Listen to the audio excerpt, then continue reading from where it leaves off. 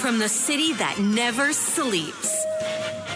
17 miles from Madison Square Garden, New York City. It's America at Night with Rich Valdez, America's favorite late-night talk program, featuring interesting guests from around the world and calls from across America. And now, here is your host, Rich Valdez. Hi there, good evening, and what's up, America? I am Rich Valdez, Valdez with an S, at Rich Valdez on all of the social media, your liberty-loving Latino amigo. Very happy Tuesday evening to you guys. If you want to join us on our late-night national town hall conversation, feel free to give me a call, 833-482-5337, 833-4-VALDEZ. And, of course, the big story continues that the fighting continues. There's over 1,000 Israelis that have been murdered by Hamas. And here we are, 1,500, excuse me. Well, actually, the number I'm looking at of 1,500 is the amount of Hamas terrorists that have been killed inside of Israel. And I think the number's at 1,100 for Israel. Crazy number. 14 Americans have been confirmed to be killed by Hamas. And Kari Lake is running for the United States Senate. And when we're able to bring you that audio, we will. But moments ago, she made her announcement. And I have to say, Kari Lake, I think, is a solid candidate. She's got her head on straight. And she isn't afraid. And I love that. I love that she's not afraid to talk about what matters and to fight for what she thinks is right. So kudos to Kari Lake running for the United States Senate in Arizona.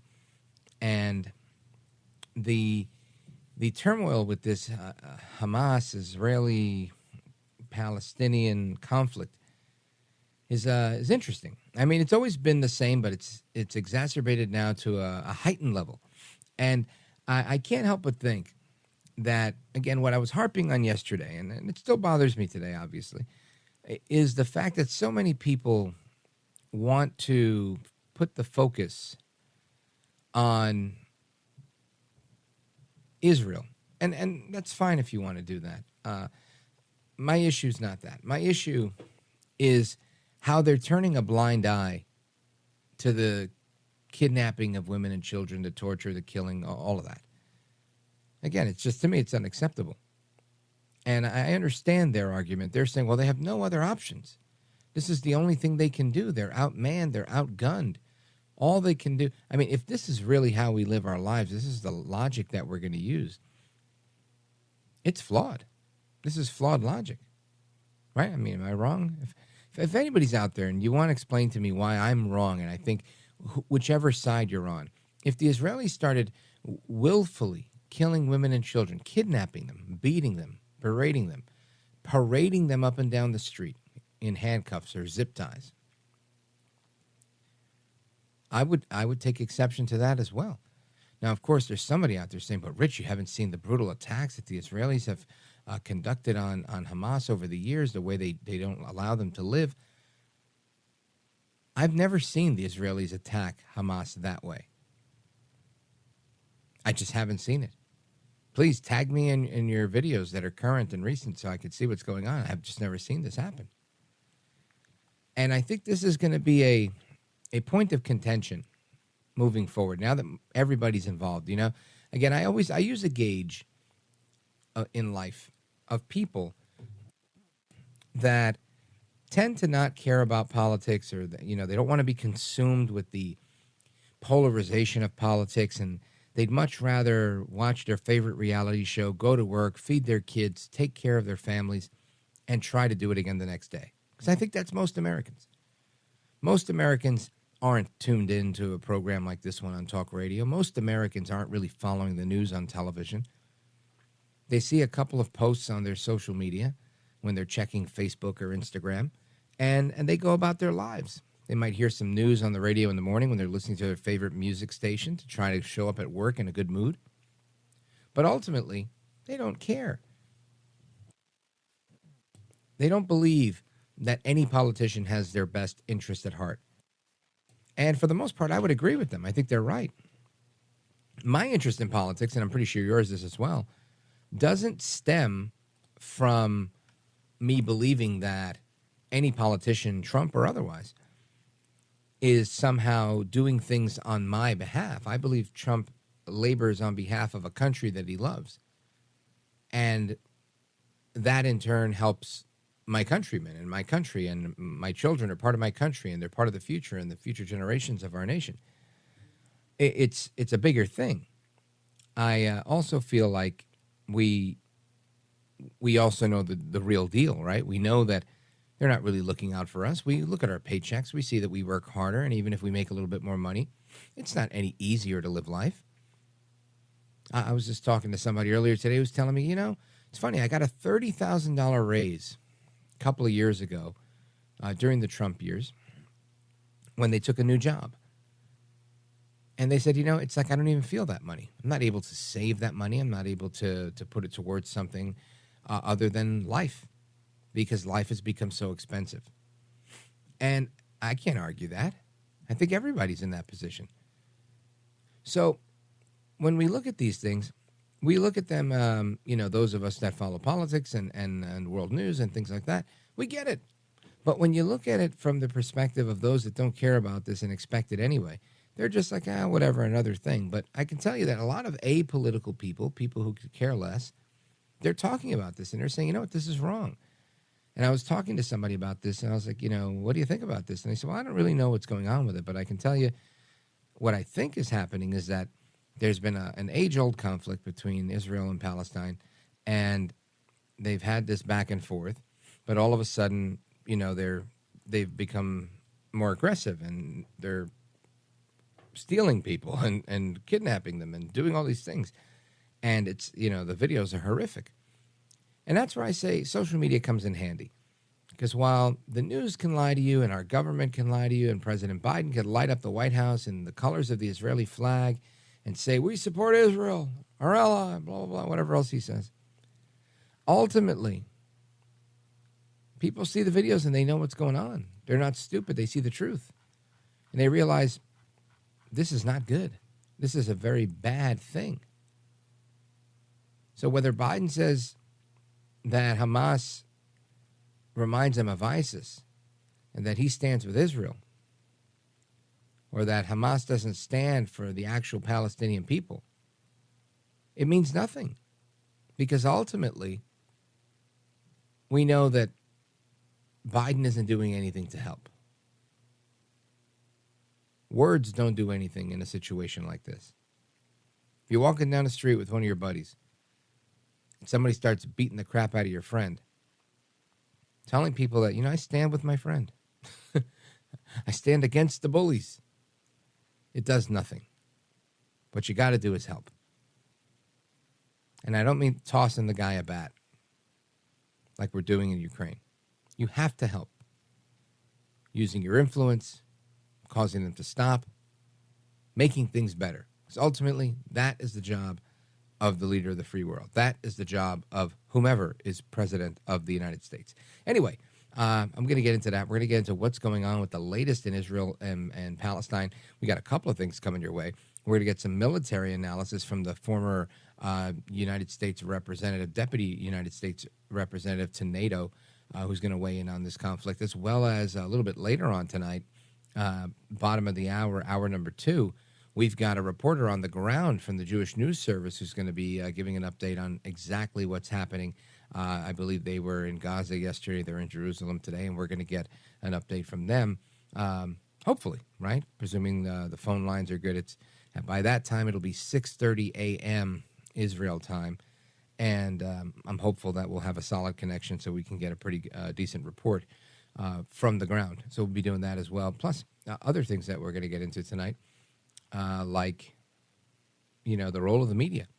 And I want to talk more about that as well. So don't move a muscle. Stick around. Give us a call, 833-482-5337, 833-4-VALDEZ. This is America at Night with Rich Valdez.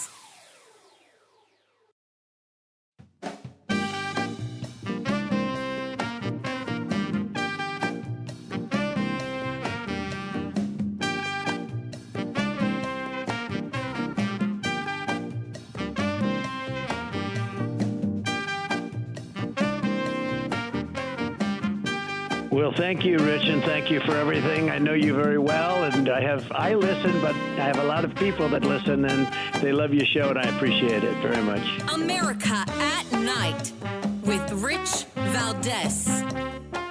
We now know that American citizens are among those being held by Hamas.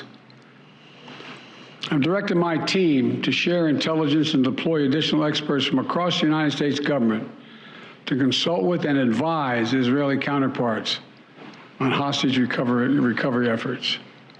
Because as president, I have no higher priority than the safety of Americans being held hostage around the world. Of course, that's Joe El Baboso Biden, President of the United States. I think we've been talking about Americans as far as we've known this stuff for the last few days. The president's finally breaking his silence. He's done with his barbecues, and he's saying, hey, there's Americans there. And, of course, a little bit later we'll hear what the response from some of the national security establishment is with respect to rescuing some of these people. But I want to bring in somebody that I consider to be an expert on these issues, retired Air Force General Blaine Holt. He was the deputy representative from the United States to NATO. You see him on Newsmax all the time, and he's a friend of this program. General Holt, welcome, sir. Oh, gosh, it's so great to be with you. How are you? I'm doing great, thank God. You know, despite the crazy, and I think it's a lot of crazy, and we've seen these conflicts before, but I think this one seems to be probably the most gruesome I've seen in my memory. What's your thought on that? Yeah, so the way this got started, Rich, is it's unlike anything we've seen in the Middle East in absolute decades, maybe longer. And this is what's chilling about this. Hamas has normally done horrific things, but always careful to manage their public relations, their sympathizers, those who might see it both ways. In this case, if you look at the horrors on the ground, if you look at the absolute brutality and the barbarism of their violence, it means that they see no tomorrow. And what this tells me is that this is much more than just what we have seen in the past 4 days. This is something, what I believe is the start of something far, far worse ahead. And Hamas, I think, is just an element of a much bigger picture. You know, General, I agree. I think this seems to be the boldest I've seen. And again, I really can't read the chessboard here. I don't see the end game other than there's a lot of very scorned people. I mean, I guess in so much as, here's my thought. I think we have a very, very weak president of the United States, where we've seen Putin take advantage of this weakness. We see Xi taking advantage of Biden's weakness.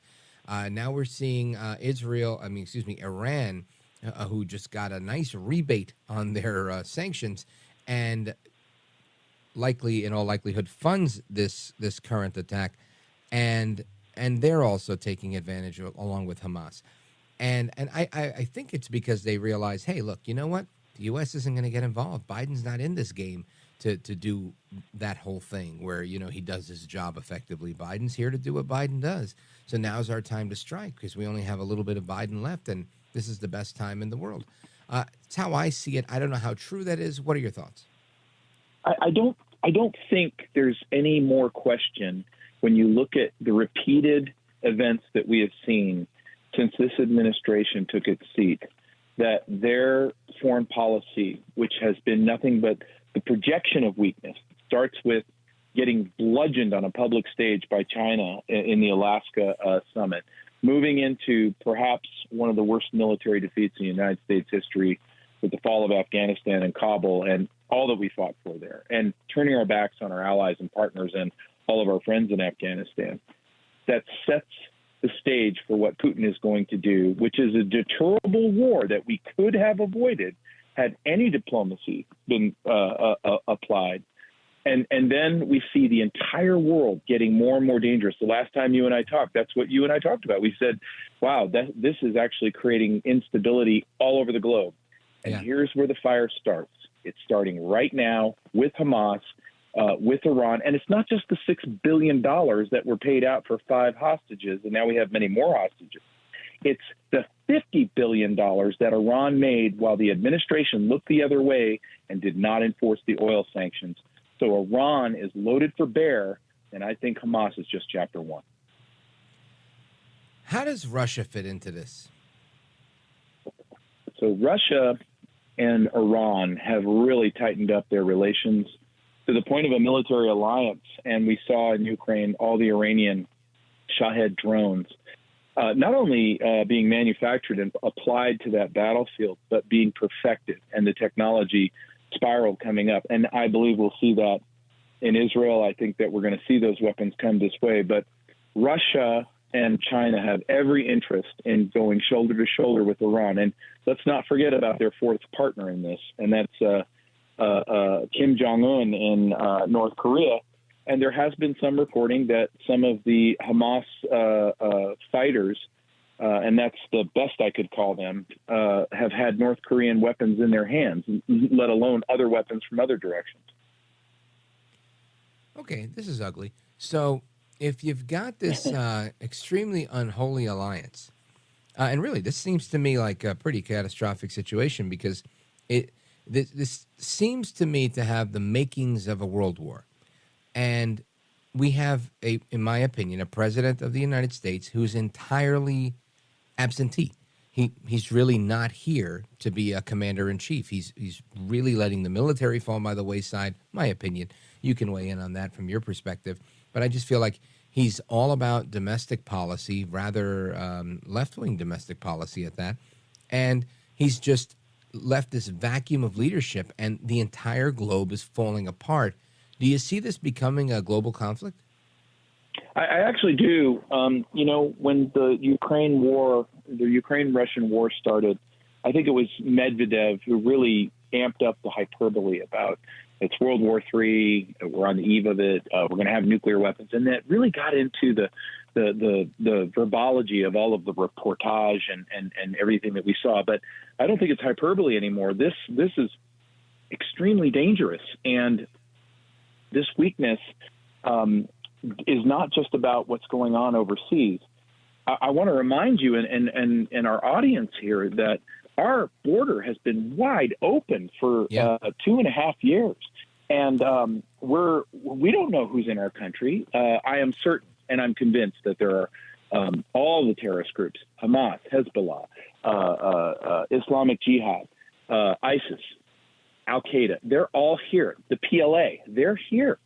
So it's not just about overseas national security for the United States.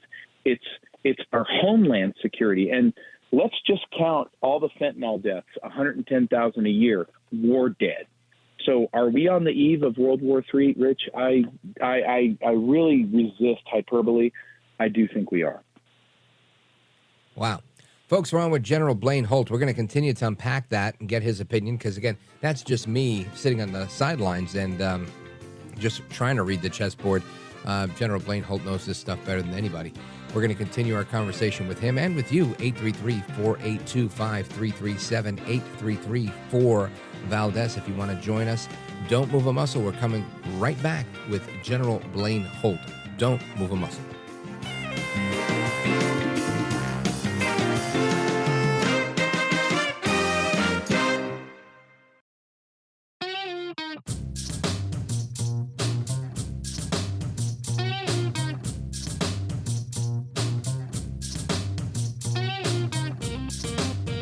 This is America. This is Night. This is Rich Valdez. I would like to know who's behind this, because it's very interesting that now I would think Putin is sitting back and saying, wow, well, they're going to send their money to Israel. So maybe they won't send them to Ukraine. They won't send the money to Ukraine now. I'm very suspicious of this. And what did Donald Trump tell Putin when he was in Helsinki? These are questions that need to be answered in this country. I would like to hear the answers to those questions. General Holt, I know that you resist hyperbole, but if you had to speculate on the radio with me about what Donald Trump told Putin in Helsinki, what would you say?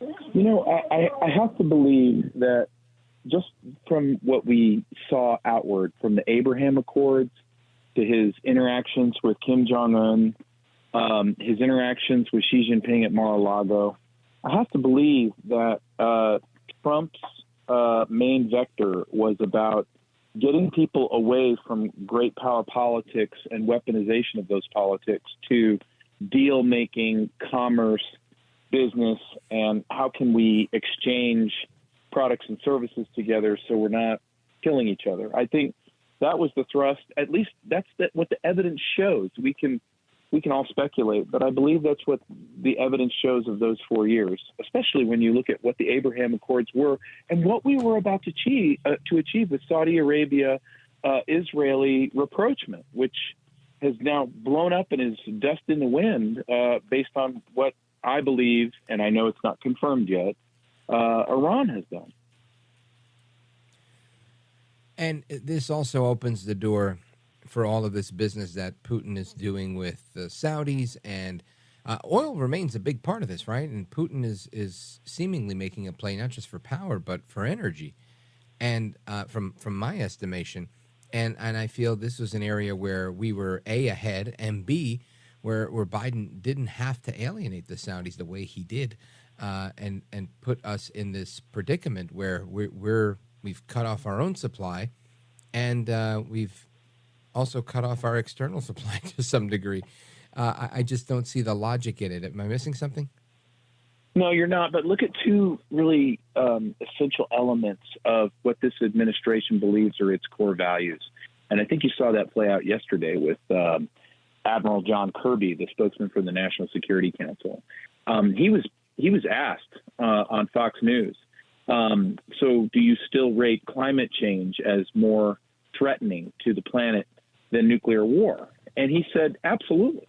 He said that is absolutely number one. And so get to the second element, which is this administration's idea that we have got to get off of fossil fuels at breakneck speed, no matter how much glass they break, no matter how much of the economy they wreck. Meanwhile, you have the rest of the world that says, well, if the United States, if you're not going to play the energy game, we'll play the energy game. And you've got Putin selling oil and gas into Europe, regardless of the sanctions. It's all smuggled in, and it creates turmoil in its wake. You look at Azerbaijan, Armenia as an example of that. Iran, the Biden administration, because they know they can't live without fossil fuels, they turn the other way while Iran makes $50 to $60 billion off of illicit oil sales. They're kidding themselves in this climate hoax, and what they're risking is global war in the process as we cling to this fantasy about it's time to eliminate fossil fuels, and yet the world goes on. So we've got this unholy alliance, and they may not necessarily like each other, but they all share in common they don't like us, and we continue to have a weaker position. We've got another 14 months or so, give or take a few, of Biden. Presuming the American people stand up and get rid of Biden. Do you see any new president being able to turn this around? And do we have that much time? Does this linger as just skirmishes and conflict for the next, year or so? Or do you see this getting worse fast? So a couple of thoughts on this. And I don't want to delve too much into, let's just go right on into controversy land, but we got to get a handle on election integrity as a people. All of the people in each of the states, we have got to secure our elections and make sure that whoever gets voted for next year gets voted for legitimately, because there can be no controversy, because we are going to be on the eve of existential things for our republic.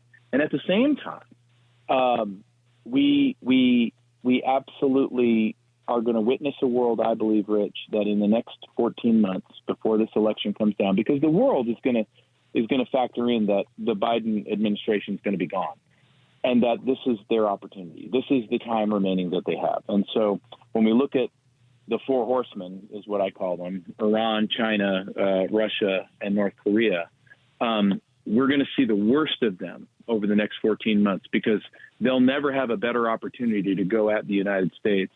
And what I try to get people to understand is, look, if you don't like what you're seeing overseas, then get really nervous about what you're seeing inside of your country, because your border's been open And we're already seeing deaths from the fentanyl alliance between the Chinese Communist Party and the cartels. General Holt, I've often criticized, borderline ridiculed people telling me, look, there are a multitude of sleepers in our country, and they're going to take our country from within. And I've said, oh, come on. You're telling me a bunch of guys coming from El Salvador and Guatemala are going to form an army and take over America? I don't see it happening. However, in recent videos I've seen a bunch of very fit men, and all men, talking about groups of 100, 150 at a time, coming through the southern border and coming from the northern part of the African continent, coming from Asia, guys looking like Chinese or from that region. And again, young men, no women, no children, just young men looking like a platoon or several. And I'm starting to think maybe it was premature of me to tell people, come on, they're not going to attack us on our own soil. What is your thought on that? Am I making too much of nothing, or was I being naive? No, Rich, if you want to take those people on, go after me first. There are hundreds of thousands of fighting age men, some detected, some not detected, of all nationalities that are coming across our border. Michael Yon, who is, he served his country. He's a great reporter. He is in Panama as we speak, and he is documenting the formation of what we call political stability units with the PLA. He has seen Middle Eastern folks coming across, African folks coming across. Like you said, the demographic, pretty consistent. Fighting age men coming across. And guess what? They're not yearning for a better life. They're not huddled masses. They're not hoping to escape tyranny. They're looking to bring it to our shores. And our domestic security right now is not handled.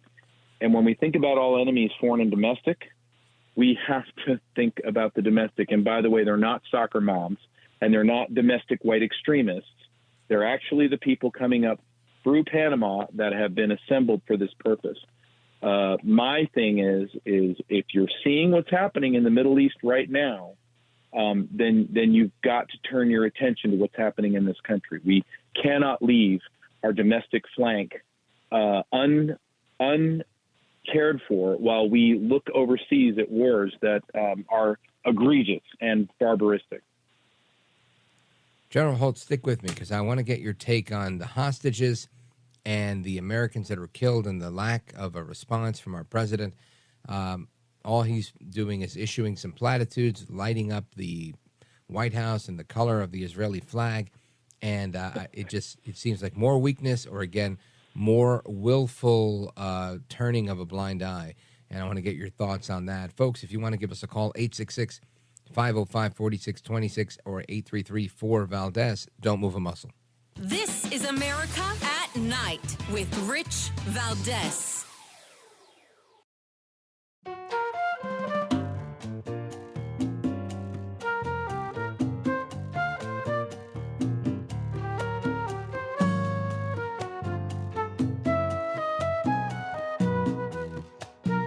America at Night with Rich Valdez. I want to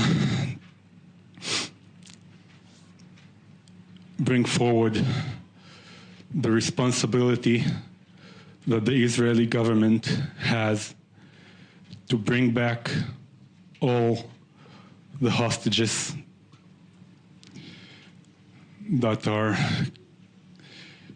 kept in hostage by the Hamas terrorists. While saying this, I want also to speak about the responsibility that the U.S. administration, President Biden, and the Secretary of State Blinken has for the lives of every U.S. citizen that is out there.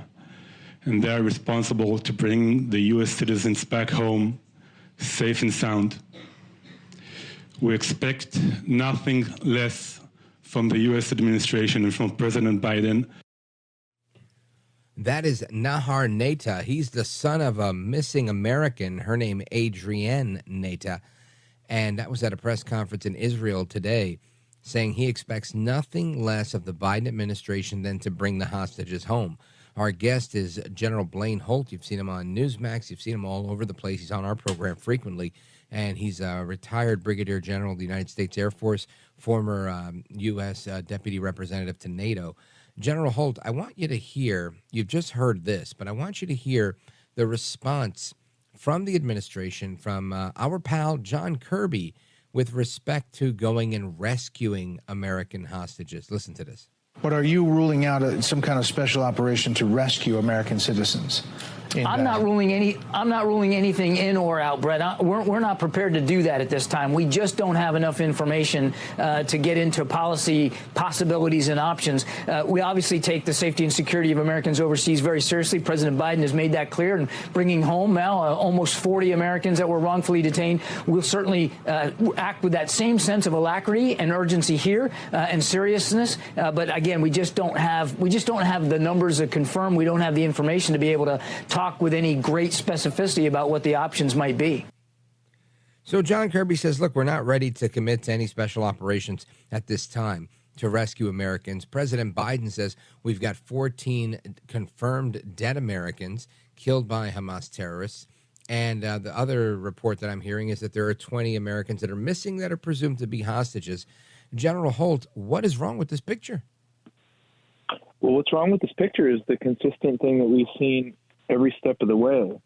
First off, my heart goes out to that grieving father who just wants somebody to reverse what the hell that he is going through, which so many people are going through right now. And let's just remember, we paid $1.2 billion a hostage not 4 weeks ago when we released that money that they're going to try to claw back in the Republican Congress. But, you know, Admiral Kirby, he lays out that we need more intelligence to get some sort of operation to go for a rescue. But what I wish he would have done was reassured the American people that we will do everything as a country to leave no one behind and go rescue our own wherever we can. And as soon as the conditions present themselves that allow us to take our best and our brightest and our strongest and go get them, we will. And what a missed opportunity for him to give Americans comfort, words of assurance, confidence that while this is a horrific situation, this administration is clearly an accomplice. He missed a great opportunity to assure Americans. I have through a friend. He has a son, and there's a group of high school students over there. They called the embassy in Jerusalem today, and they were told to fill out forms if they want to get out of the country. That's how our State Department is reacting to Americans that are in Israel right now asking to be taken out of the country. This sounds a lot like Afghanistan, where people were trying to get out, and same thing, fill out a form, send an email, good luck. We're going to send one plane, and everybody needs to get on that one plane. And I'm not laughing at the situation. It's incredulity. This is what academics do. These are not leaders.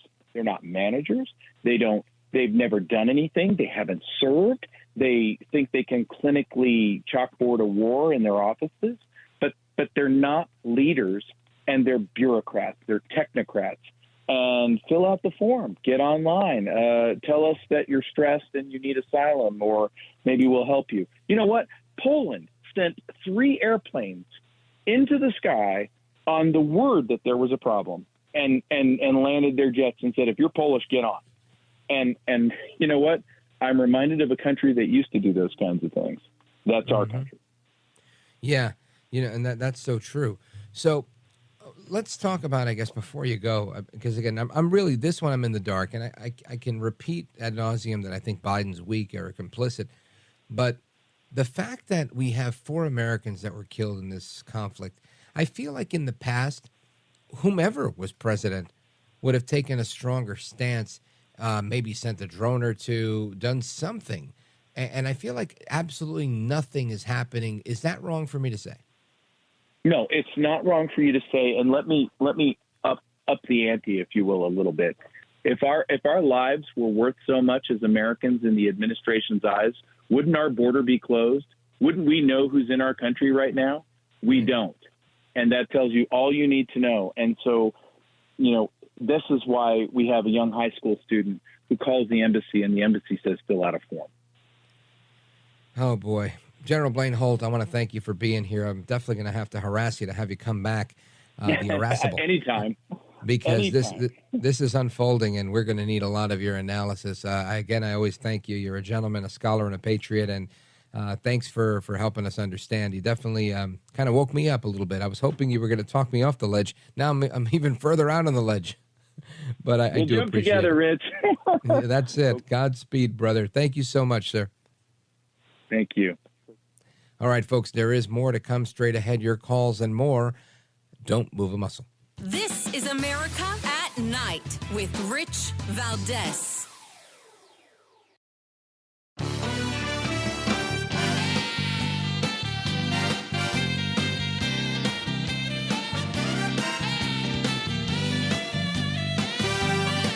America at Night with Rich Valdez. And the other thing we have to stand very clear is that we're going to stand shoulder to shoulder with Israel until Hamas is defeated. It's not about Hamas being weakened. Hamas must be destroyed for the atrocities that they have done. That's outgoing Speaker Kevin McCarthy saying that, Hamas is the bad guy here. And I couldn't agree with him anymore. I'm wondering what your thoughts are. 833-4-Valdez. Let's go to Pittsburgh, Pennsylvania, KDKA. Check in with Jim. Go right ahead. You're on with Rich Valdez. And Rich, saw you on Wendy Bell a couple of times. Oh, hey. I've been Thanks, following Jim. Middle East since the early 70s. I was in college. Let me give you a nutshell case on here. Iran is the leading exporter of terror in the world. Everyone knows that, okay? Now, under two presidents, under Obama and Biden, they funded the mullahs in Iran. The mullahs in Iran, it's a wholly owned subsidiary, Hamas, okay? Wholly owned. They fund them. They do everything they can. Now, there was a mini deal that was about to go about between Saudi Arabia and Israel, and we were behind it. Saudi Arabia has to stand out because it got blown up, and they'll come after them.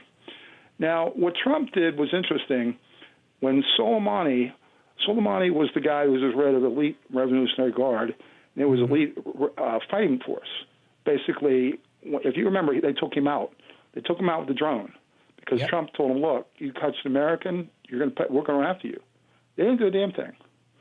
They know all they know over the Mideast is power, weakness. Yep. They've seen weakness from two presidents. They've seen it from Obama. They've seen it from Biden. They didn't see it from Trump. 100% right. I think you're so spot on there. And it's literally what I feel. They can smell the weakness, and the moment they smell the weakness, they go for it because that's how tyrants work. And lamentably, we're in the crosshairs, and now 14 of our countrymen are dead. Another 20 are missing or being held hostage, more likely. And the country remains extraordinarily vulnerable to attack from within, to proxy wars from without, from across the world. And here we are with Joe Biden having a barbecue and putting blue lights on the White House. It's an absolute disgrace, in my opinion. Jim, thank you for the call. Folks, we're going to continue with your calls and more straight ahead. Don't move a muscle. I'm Rich Valdez.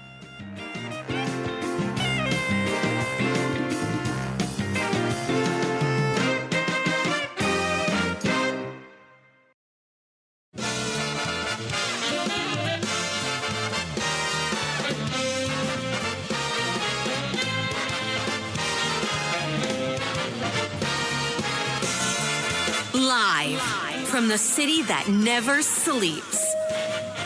17 miles from Madison Square Garden, New York City. It's America at Night with Rich Valdez. America's favorite late-night talk program featuring interesting guests from around the world and calls from across America. And now, here is your host, Rich Valdez.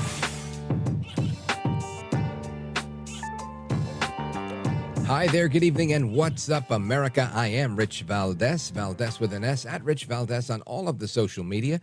Welcome to the Tuesday night edition of the program. We've discussed plenty, and we're going to discuss plenty more. There's a lot of things going on domestically as well. Our phone number, if you want to join our late-night national town hall conversation, you could join the program live, 833-482-5337, 833-4-VALDEZ. And, of course, we've discussed the conflict in the Middle East, the war, Hamas attacking Israel. That continues to rage on. 14 Americans have now been confirmed killed by President Biden earlier today, killed by Hamas, murdered. And some Democrats are now worrying that their caucus will soon turn against Israel. That seems to be a little bit of internal conflict. There's also some internal conflict on the Republican side with the race for Speaker. I should say healthy competition. And we're going to get to the bottom of that in a little bit as well. But I feel like the media is always a topic of discussion that we don't ever want to lose sight of. Why we have to keep our finger on the pulse. And lamentably, sometimes the media just doesn't get it right. I'd say oftentimes, especially the larger legacy media. And I want to talk about the media. I want to talk about the news of the day. And I want to talk to a veteran journalist who's been out there for a very long time. And he's been with us before. We've discussed his book, A Watchman in the Night. Cal Thomas, welcome to the program, sir. Thank you, Rich. Nice to be back with you. It's my pleasure. So I want to get your take, being that, you have been a watchman in the night, and you've seen a lot over the 50 years of reporting on America. I guess we could start with some domestic stuff, because while we know that the world is in shambles right now with what's happening in the Middle East, there's a lot going on domestically on Capitol Hill, and it seems to be obviously overshadowed by these big headlines. But what's the latest you're hearing coming out of Capitol Hill? Well, the Republican conference had a gathering tonight where both Congressman Jim Jordan and Steve Scalise made their case to the other Republican members about why they should be Speaker. They want to have a for sure vote before they go to the floor, because they don't want the embarrassment that they've had in the past, especially with McCarthy and the 15 ballots it took to get him elected Speaker. But that's only part of the problem, Rich.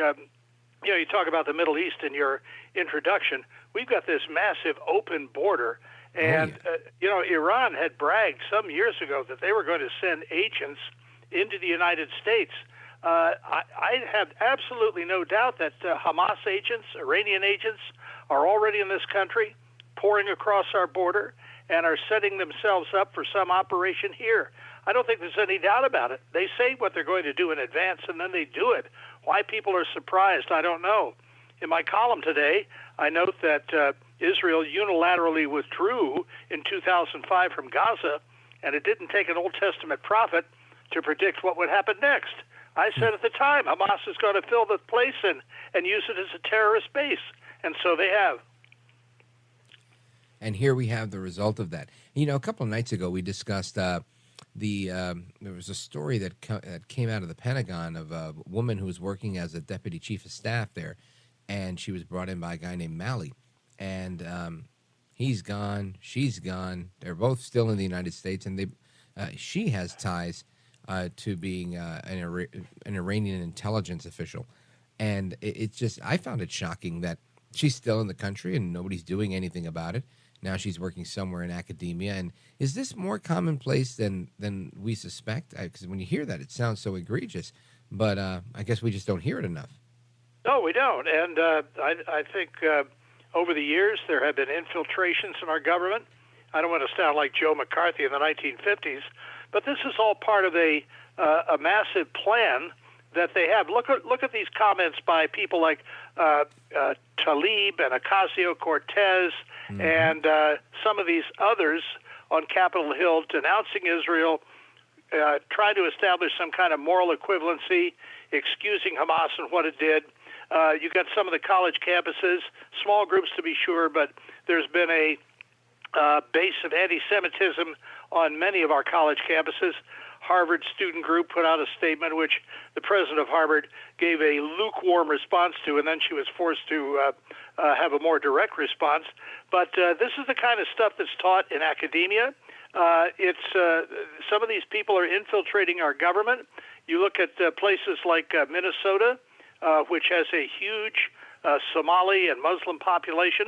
Now, obviously, not all Muslims are terrorists, but it doesn't take very many to kill somebody, as we've seen in the Middle East.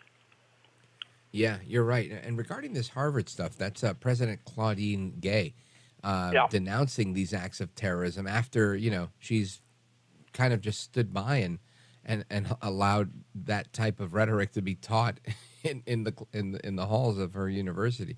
I just find it the hypocrisy is astounding, and the fact that the crows are coming home to roost. You're right, doesn't surprise me, but it's disappointing nonetheless.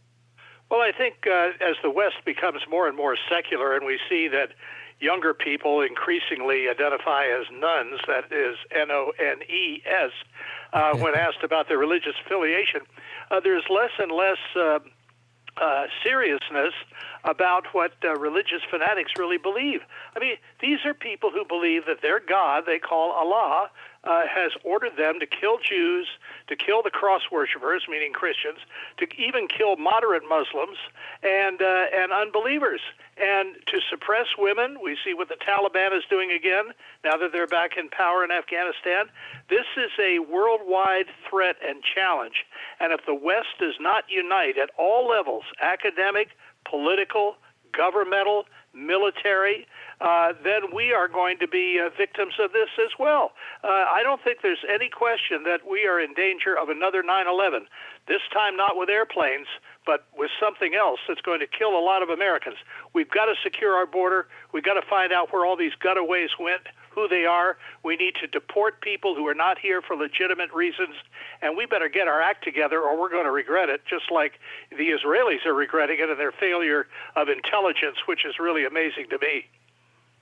100%. I agree with that, and I want to pull on that thread a little bit with you in a moment. But in your book, you chronicle the book "A Watchman in the Night," what I've seen over 50 years reporting on America. I'm sure you've seen a lot, and part of what you've likely seen in the last couple of years, you just alluded to, was how wide open our border is. And a little while ago, I had a conversation with a retired general who was saying that it's an astounding number of what he said, fighting aged men that are coming through the border. We don't know who they are. You just said we don't know who the gotaways are, which to me presents a really big question. If they're getting so much support, those that are entering the country right now illegally or seeking asylum under false pretenses or whatever it is, and they get such a good deal when they come to the country, why not get those benefits? And to be reported as a gotaway, you essentially nobody knows who you are. You don't get any of the benefits, and you just do your thing. It sends a message to me that they don't want to be found. They don't want people to know who they are or where they are. Do you, from your vast experience, feel that there are a number of sleeper cells or small armies being built and assembled in the United States waiting for activation from whichever enemy? Well, Iran says so, and why shouldn't we believe them? I mean, they've been saying this for years. You mentioned the media a few minutes ago. The greatest power the media have, as a friend of mine says, is the power to ignore. Why aren't more reporters questioning the motivation of the Biden administration from leaving our border open? Why are not more reporters confronting Secretary Mayorkas, who keeps saying the border is secure, and then all of a sudden calls for the 20 miles worth of fence to be built? Well, which is it? Reporters aren't doing their job on this. Why aren't investigative reporters going around the country and finding some of these gutaways and who they are, looking into some of these cells if they exist? I mean, these people are just sitting around collecting big paychecks, trying to get sound bites on television by asking gotcha questions and not really doing their job. It's a disgrace. Yeah. Folks, we're on with Cal Thomas, and I couldn't agree with you more, sir. He is a journalist and the author of A Watchman in the Night, What I've Seen Over 50 Years Reporting on America. We're going to continue our conversation with him as well as you all. If you want to join the conversation, 833-482-5337, 833-4-VALDEZ. This is America at Night with Rich Valdez.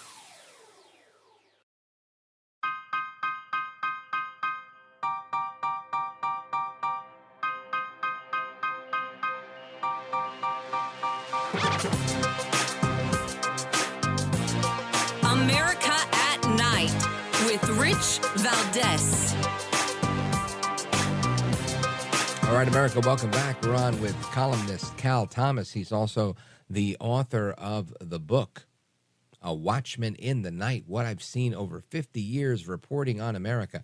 Cal Thomas, we're in I'm going to call it a race for Speaker of the House here in the United States. The Republicans are meeting, and you just discussed that. What's your take on the pulse there? I seem to think that from those that I've interviewed and what I'm hearing, that Jim Jordan seems to be the favorite. Is that the same sense you're getting? Yes, that's what I hear. The detractors of Steve Scalise, who I know is a wonderful guy, say that he's had cancer, he's had other health problems, and they want to put somebody in the Speaker's chair who has long-range possibilities. But I think the Republicans have a greater problem. First of all, they need to unite around an agenda. What is their agenda? The problem also is that they don't have the Senate and they don't have the White House. So anything they pass is not going to go anywhere. All they'll have is the political issue for the next election, which is not bad in and of itself. But they've got to unite around policies, foreign policy, domestic policy. We got to get spending under control. That ought to be the number one concern, along with the border, when it comes to domestic policy. We have a $33 trillion debt.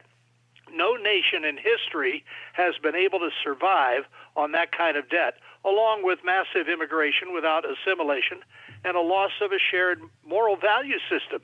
All of those are now in place. Any one of those have led to the destruction of other great nations and empires of the past. What makes us think we can avoid the judgment of history? Yeah, I'm with you on that one. I'm at a loss. I have no idea. I could think of is that our politicians continue to build a house of cards, which is our debt, and they feel that because we're the United States, we can continue to do that. And it's worked for so long, at least seemingly worked, that they continue to do it. But ultimately, I think it's just one good breeze. And down comes the house of cards. Do you see that potentially happening should the conflict in the Middle East and the involvement of Russia and others that are North Korea that seem to be very interested in tacitly or even overtly supporting Hamas? Do you see that becoming a global conflict like World War II? Well, Ronald Reagan had a number of great statements on this kind of thing. He said, we're only one generation away from losing it all. A constitutional republic is not the normal state of affairs in the world. If it were, we'd have more of them. Dictatorship, a denial of women's rights, religious suppression, lack of a free press. These are the norms around the world. The United States has to continue to up these values, or we're going to lose them. That's just a fact. And you mentioned, we both mentioned spending. The politicians are so afraid, the Republicans, to cut even the rate of increase in spending because they know they'll be demagogued by the Democrats and the media, but I repeat myself, as being uncaring about the poor and the children and all the rest. I'm looking at these, it's Medicare open season again, and you're seeing on television all of these ads for Medicare supplements. There are 4 words that are constant in all of these: free, deserve, entitled, and benefit. Now think about this. When I was growing up, it was inspiration followed by motivation followed by perspiration. Now it's envy, greed, and entitlement. Free, benefit, entitled, and what was the 4th one I said? It just went out of my head. But this is the thinking now of so many Americans, that we deserve what other people have. You hear the Democrats denounce the rich and big corporations, and people aren't paying their fair share. They've been flogging that horse for 50 years, and they always accuse the Republicans at election time of wanting to take away retirees' Social Security and Medicare. It's the same old, but Republicans have never been able to come up with a counter argument, and they'd better, or they're going to lose what majority they have in the House now. Yeah, and this is obviously a concern because if we don't have any power, I mean, it's not like we can count on Democrats to stop spending. Right? I think if Democrats ever get the type of control they'd like, we'd probably see the end of the republic a lot sooner than later, in my opinion. Well, you remember several years ago, Paul Ryan, when he was Speaker of the House briefly, came up with a serious plan to reform Social Security and Medicare. It has to be reformed. We cannot go on like this. We're going to run out of money for the programs, and taxes will either have to be raised or benefits cut. So what did the Democrats do? They created this television ad with a Paul Ryan lookalike pushing Granny in a wheelchair over a cliff. Now, that was not a serious response to a serious proposal, but that's what's made so many Republicans gun-shy about all of this stuff. And they just want to, it's like the old song, let the devil take tomorrow, help me make it through the night. Or in their case, help me make it through the next election.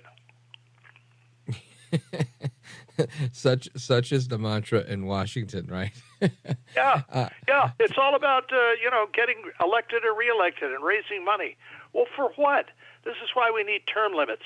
I believe in recycling trash and Congress for the same reason, because each left in one place too long begins to emit a foul odor. That's clever. But I love that. Folks, we're on with Cal Thomas. He's a journalist and the author of A Watchman in the Night, What I've Seen Over 50 Years Reporting on America. Cal Thomas, I guess final thought to you, and I also want to make sure we have time to let everybody know how they can read your column and how they can get a copy of the book. But ultimately, what are your thoughts on 2024? We saw RFK Jr. Launch an independent bid. Do you think that has a Ross Perot effect for 2024? Well, you've got Cornel West out there. You got RFK Jr. and you've got a couple of other fringe people. I think it contributes more to a potential erosion of voter support for Joe Biden than whoever the Republican is. But these Republican candidates, I think after the next debate, if that's what it really is, and certainly I think before even the Iowa caucuses, they need to unite behind somebody. These people who have 1%, 2%, 5% approval are just not going to go anywhere. And if you're not a Trump fan, then you got to organize behind a Nikki Haley or Mike Pence or somebody else, because it's too fractured. And there's power in unity, but all of this division. Reagan, again, used to have this 11th commandment, thou shalt not speak ill of a fellow Republican. We got too much of that. There's too much at stake in this next election. And if the left continues to dominate, we are going to be in a position from which we may never recover. Outstanding. Wise words from Cal Thomas.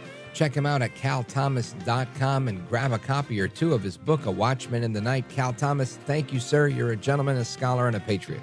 Thank you, Jim. Rich, thank you. What an honor. Thank you, sir. All right, folks, there is more to come straight ahead. Don't move a muscle. I'm Rich Valdez.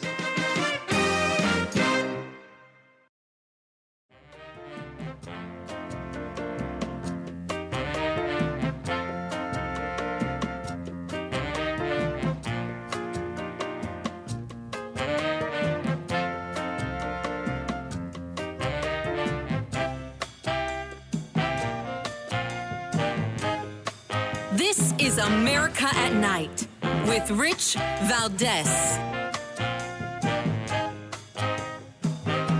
All right, America, welcome back. We continue our discussion on what's going on in the world. And I want to bring in Caroline Glick.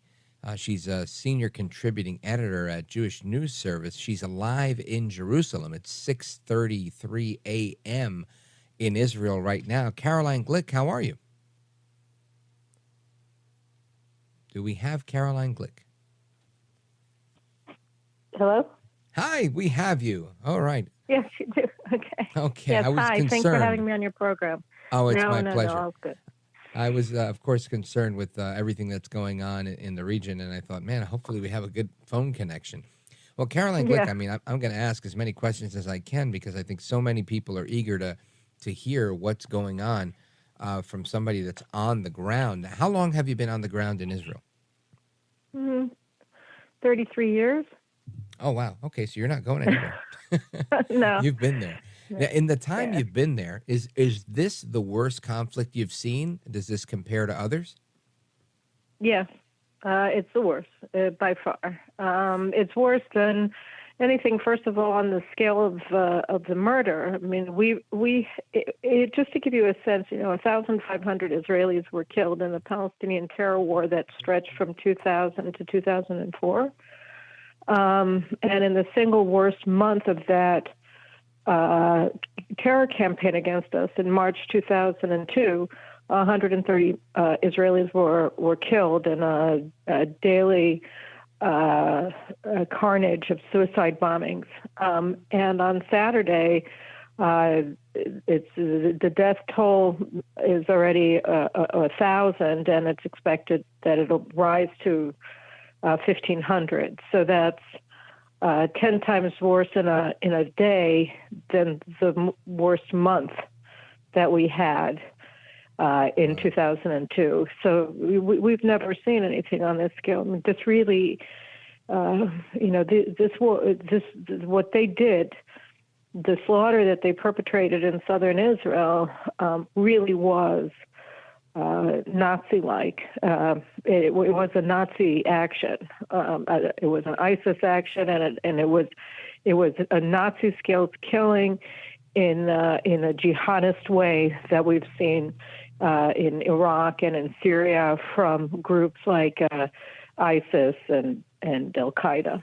So that's what we had happen on Saturday, and that's and obviously the worst thing is the death and the torture and the rape and the abduction, which is what they've done.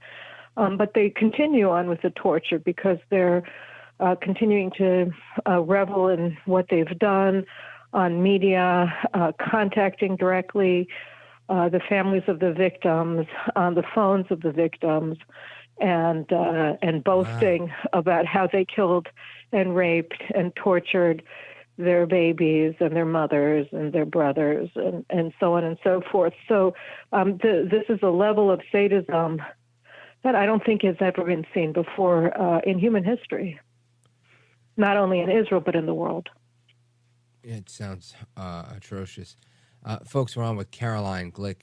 And Caroline Glick, I want to ask you about this one because I'm seeing a report that at least 40 babies, some have been beheaded, have been found by Israeli soldiers in Hamas-attacked villages. This is according to IDF Major General Itai Veruv in the Kfar Aza region, as the massacre that they're describing.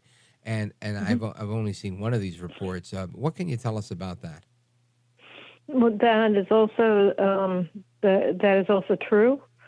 They beheaded babies. They beheaded soldiers. They beheaded mothers. That's like I said. It's ISIS, and this isn't the first. Again, we've seen all of this in smaller doses in the past. So. For instance, in 2011,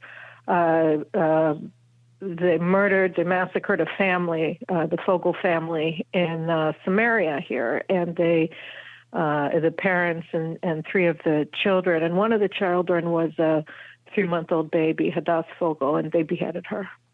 Oh my God! So we've seen this before, and so this is their mode of operation. It's just that they've never had the opportunity to do it on such a mass scale as they did on Saturday. What's the current situation on the ground? How are things in Jerusalem? Is the conflict reaching Jerusalem, or is it kind of contained to Gaza? So it reached Jerusalem in two ways. One is through the missiles. Jerusalem, less than Tel Aviv, but still significantly and in surrounding areas has been targeted with Hamas missiles. So a lot of air raids and things like that. But the second way that it's manifested itself is from rioting by Arabs in Jerusalem against their Jewish neighbors. So we've had some of that. It's been sporadic. There were also a couple of attempted terrorist attacks. There was a group of Arab Jerusalemites who tried to disguise themselves as Jews and commit a massacre at a synagogue here, but they were intercepted and arrested before they were able to do anything. So it's definitely giving a lot of impetus for copycats. We saw also other like-minded attempts in Judea and Samaria, aka the West Bank, of Palestinians to try to carry out copycat massacres, and a lot of use of social media to celebrate with pictures of footage that Hamas terrorists have put out of the slaughter and mutilation of corpses, and they're celebrating that all over the West Bank and Jerusalem and things.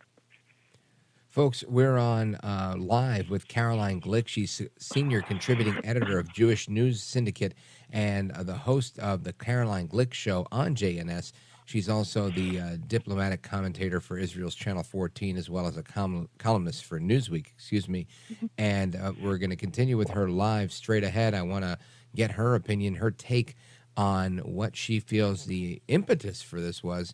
Obviously, there's always been contention there, but this seems to be exacerbated out of control. Caroline Glick, stick with us. Folks, if you want to join the conversation, 833-482-5337, 833-4-VALDEZ.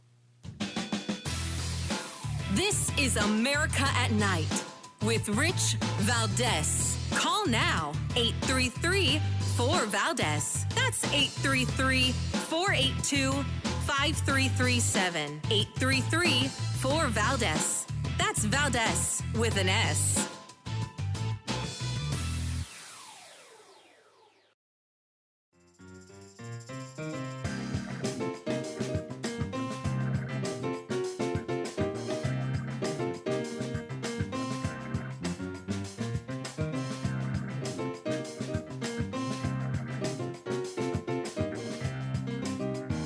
This is America at Night with Rich Valdez.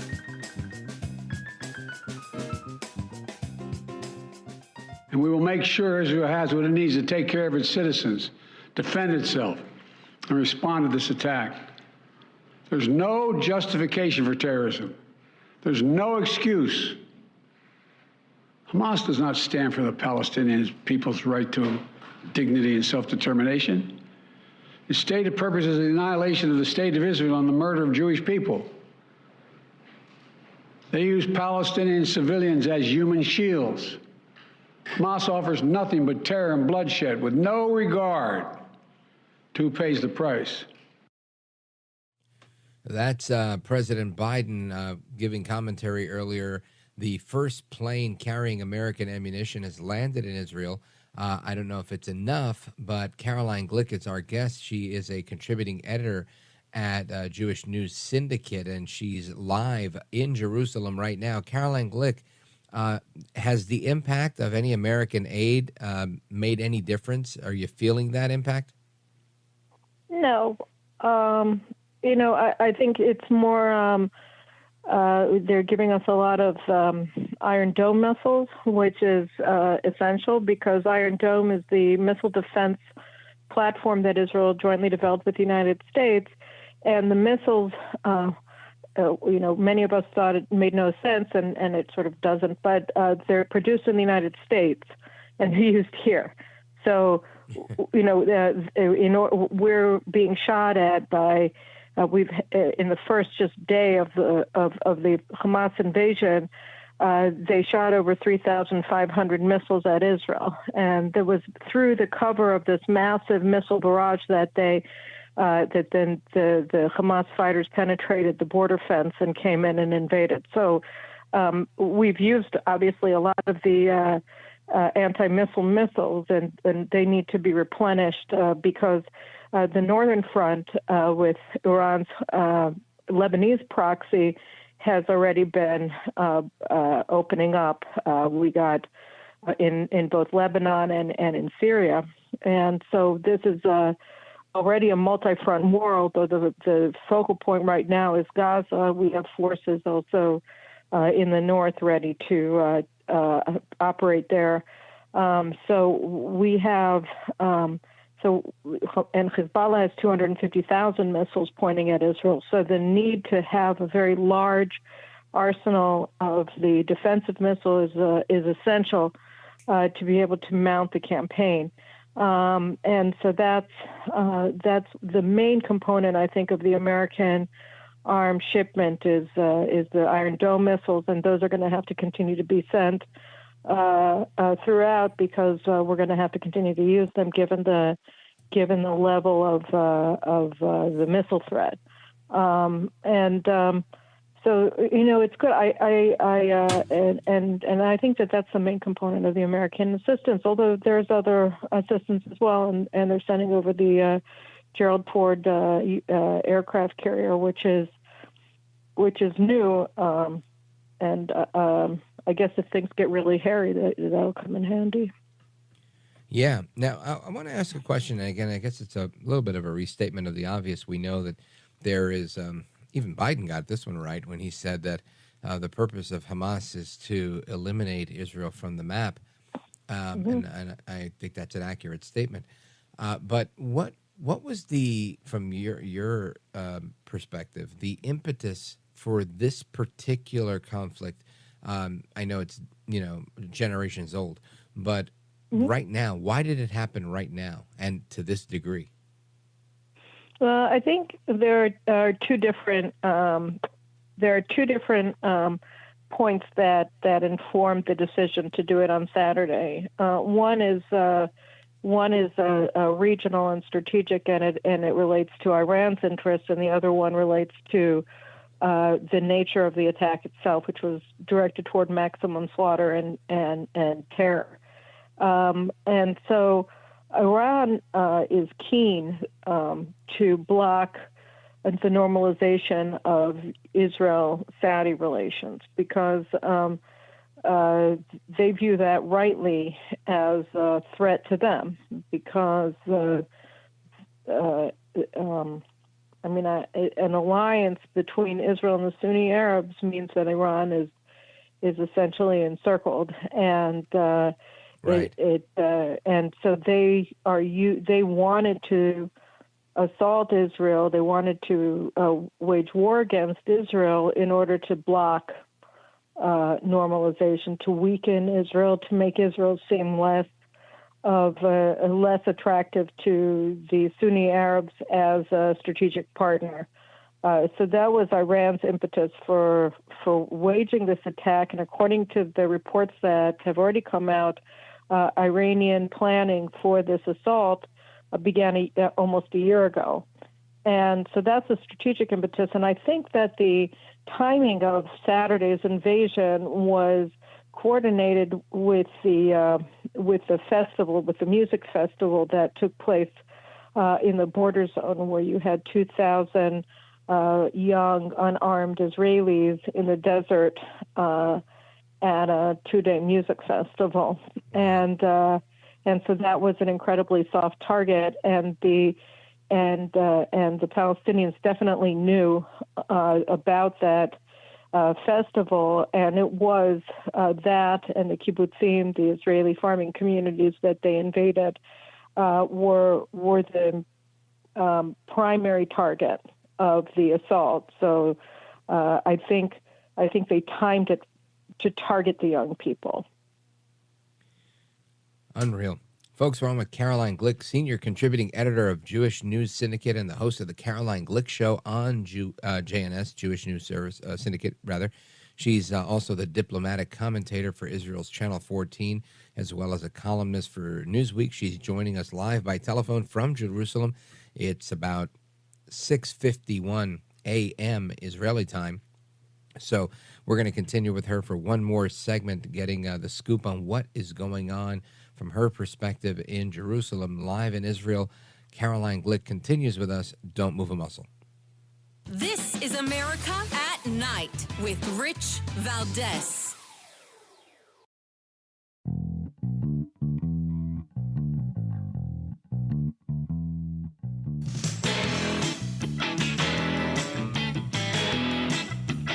America at Night with Rich Valdez.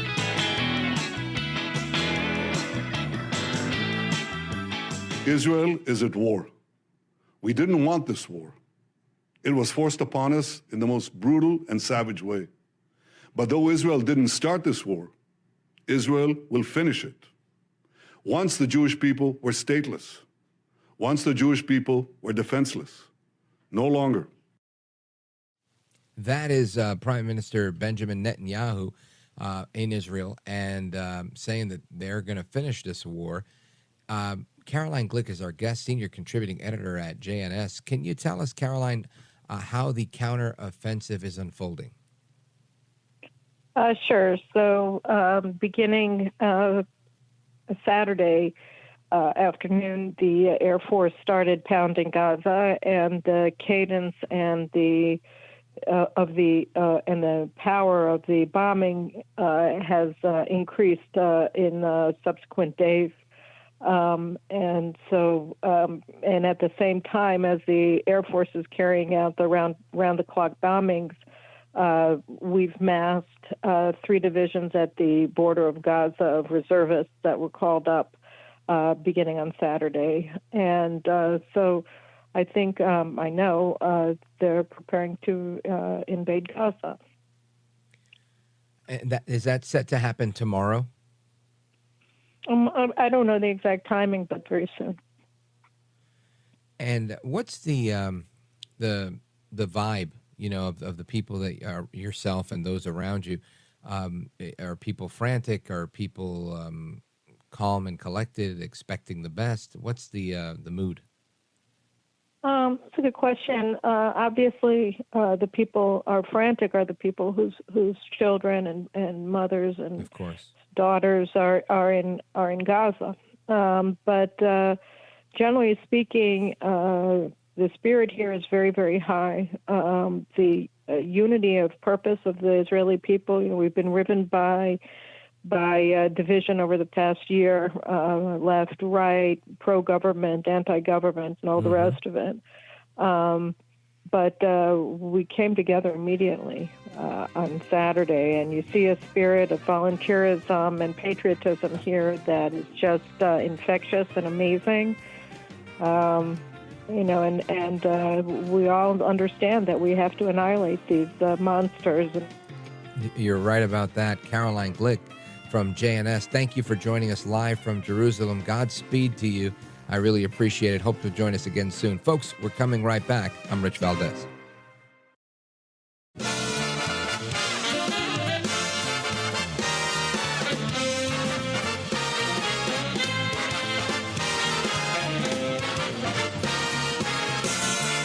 Live from the city that never sleeps. 17 miles from Madison Square Garden, New York City. It's America at Night with Rich Valdez, America's favorite late-night talk program, featuring interesting guests from around the world and calls from across America. And now, here is your host, Rich Valdez. Hi there, good evening, and what's up, America? I am Rich Valdez, Valdez with an S, at Rich Valdez on all of the social media. This is the third hour of the program this Tuesday night, and you're welcome to join us. It's Open Phone America, 833-4825-337-8334 Valdez. Looking forward to speaking with you guys from all across the country to weigh in on all of the hottest news stories of the day and get your opinions on those. And, of course, we're discussing the war in Israel. Hamas has attacked and murdered people very gruesomely.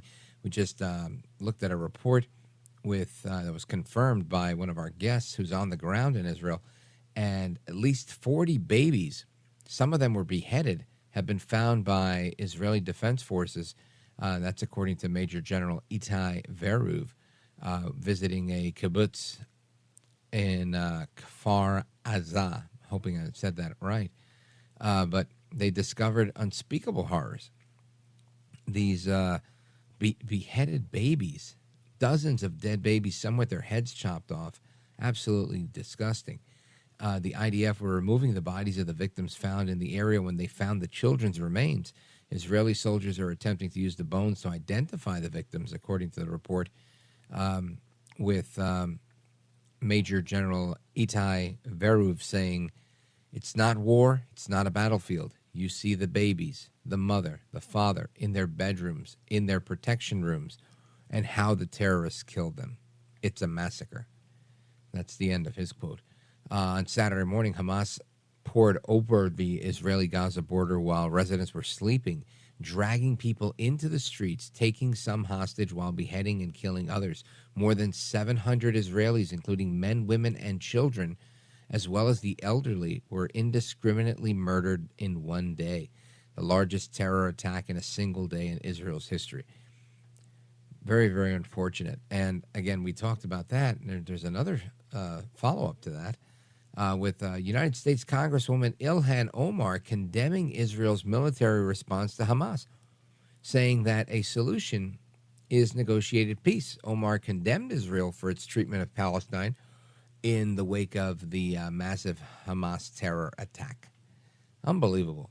This is the same woman that said some people did something. Remember that?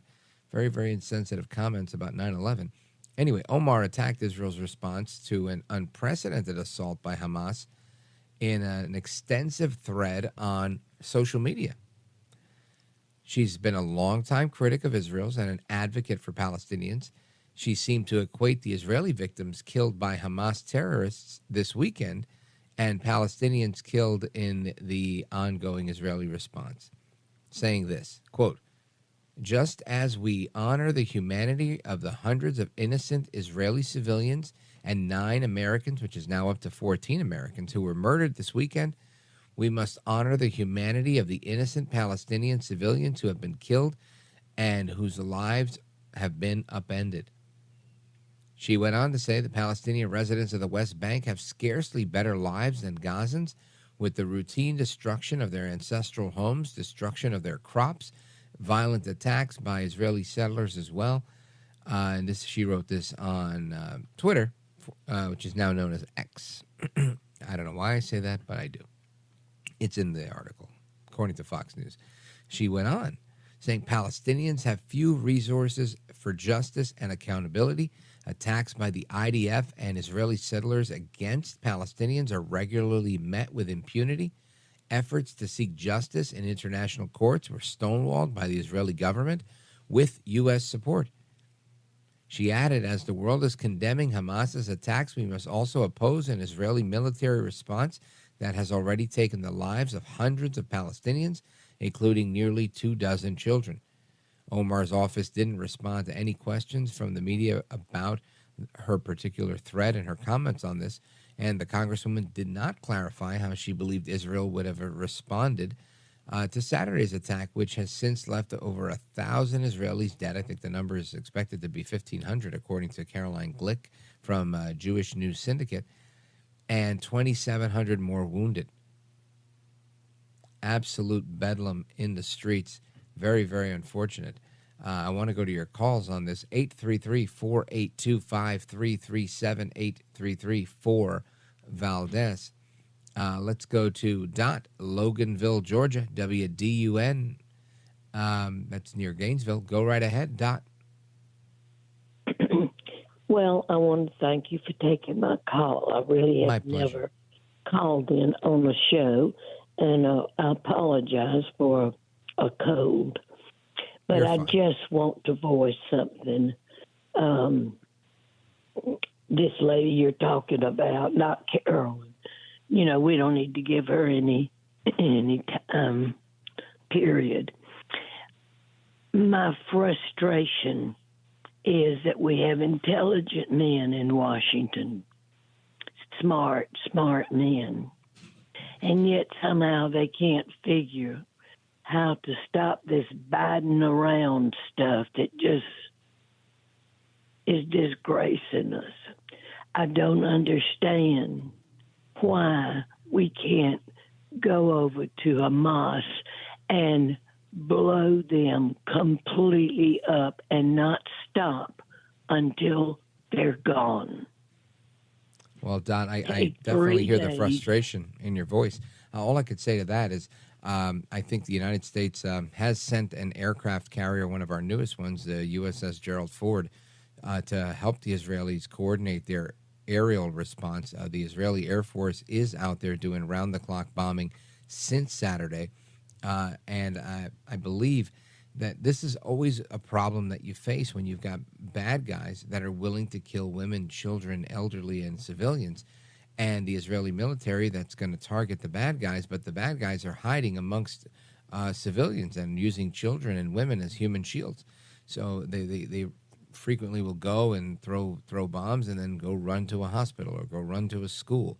And this, of course, makes it difficult because as much as anybody wants to retaliate, you don't want to kill innocent women and children in the process of killing the bad guys who are hiding amongst them. So I understand that frustration for sure, but I think, rest assured that the Israelis are fighting back and they're using whatever aerial firepower they have to fight back. And I think ultimately what Benjamin Netanyahu, Prime Minister of Israel, what he said earlier, that this isn't something they started, but it's something that they'll finish. I believe that to be true. I believe that Israel has the wherewithal, the capacity, the ability, the military size and might to get to the bottom of this, but it doesn't change the gruesome nature of how they coordinated this attack. Very, very, very unfortunate and absolutely disgusting in my opinion. Dot, I want to thank you for calling into the show. I know it's your first time, so I do appreciate that. I hope you get over your cold as well. Feel free to call back anytime. And, of course, we're going to get to the rest of your calls, 833-482-5337, 833-4-VALDEZ. This is America at Night with Rich Valdez. Call now, 833-4-VALDEZ. That's 833-482-5337. 833-4-VALDEZ.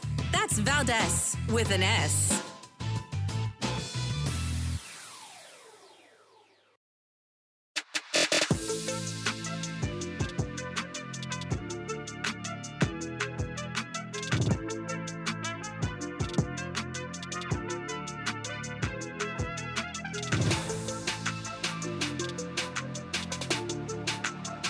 I'm so glad to be on your show, Rich. It's just an amazing broadcast that I hope the rest of America listens to every day. America at Night with Rich Valdez. Call now, 833-4-VALDEZ. That's 833-482-5337. 833-4-VALDEZ. That's Valdez with an S.